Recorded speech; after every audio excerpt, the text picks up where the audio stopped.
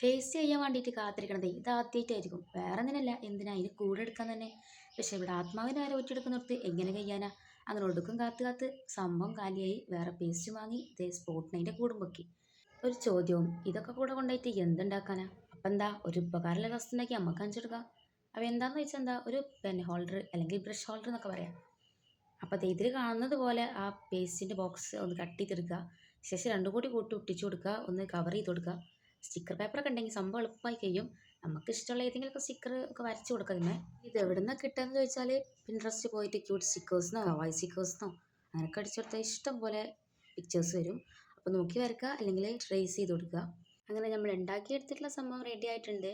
ഇനി എന്താ കുറച്ച് പെന്ന് പെൻസിൽ ബ്രഷസ് ഒക്കെ ഇട്ട് കൊടുക്കുക. സംഭവം നല്ല ഉപകാരമുള്ള ഐറ്റം തന്നെയാണ്.